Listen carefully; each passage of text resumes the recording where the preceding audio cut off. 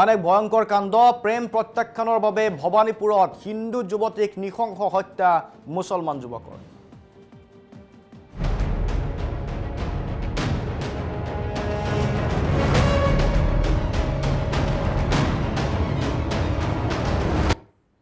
বজালিত লাভ জাহাদৰ পৰিণতিত সংঘটিত হৈছে এই ভয়ঙ্কৰ ঘটনা আৰু এই কাণ্ডক লৈ এতিয়া ৰাজ্যজুৰি চাঞ্চল্য হত্যা কৰি আত্মহত্যাৰ ৰূপ দিয়াৰ চেষ্টা কৰি জালত পৰিছে এগৰাকী হত্যাকাৰী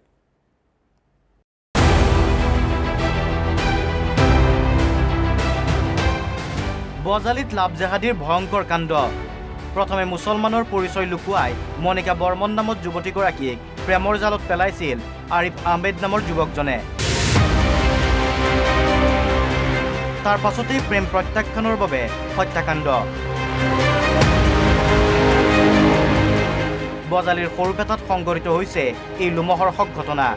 মনিকা বৰ্মন নামৰ 19 বছৰীয়া যুৱতীগৰাকীৰ সৈতে দীৰ্ঘদিনীয়া এক প্ৰেমৰ সম্পৰ্ক আছিল আৰিফৰ কিন্তু যুৱতীগৰাকীয়ে প্ৰেমৰ সম্পৰ্ক ছেদ কৰাৰ বাবে মনিকাক হত্যা কৰি ওলোমাই থলে আৰিফে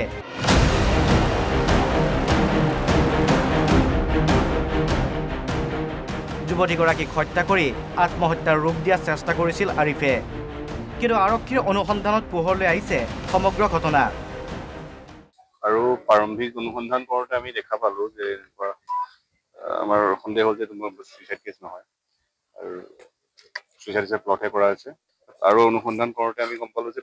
প্ৰেমজনিত সম্পৰ্ক আছিলে ছোৱালীগৰাকীৰ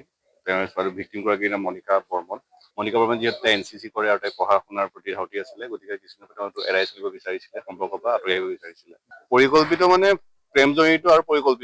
প্ৰেমজনিত সম্পৰ্কৰ এটা হেৰি এটা আছে আৰু যিহেতু তাক এৰিব বিচাৰিছিলে আৰু লগতে পৰিকল্পিত হয় মাৰি পেলাই প্লেন কৰি পেলাই মাৰ্ডাৰ কৰি পেলাই ওলমাই থৈছে বৰ্তমান যিখিনি প্ৰাৰম্ভিক অনুসন্ধানত আমি পাইছো যিখিনি ছাছপেক্টেড ৱৰ্ড ইউজ কৰিব লাগিব বাকী ক্ৰাইম চিন আমি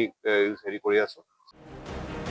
যুৱতীগৰাকীয়ে আৰিফৰ সৈতে সম্পৰ্ক ছেদ কৰাৰ পাছত আন এজন যুৱকৰ সৈতে আবদ্ধ হৈছিল প্ৰেমৰ সম্পৰ্কত আৰু সেইবাবে আৰিফে হত্যা কৰে মনিকাক কিন্তু এনে লাভ জাহাদীৰ বিৰুদ্ধে কি ব্যৱস্থা ল'ব আৰক্ষীয়ে ইতিমধ্যে হত্যাকাৰী আৰিফক আটক কৰি মাৰাথন জেৰা চলাইছে বজালি আৰক্ষীয়ে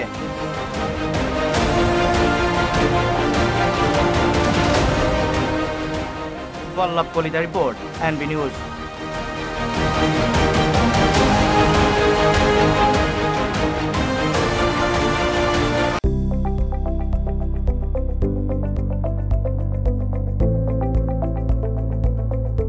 NB নিউজ সহজ সৰল ভাষাত নৱভাৰতৰ কথা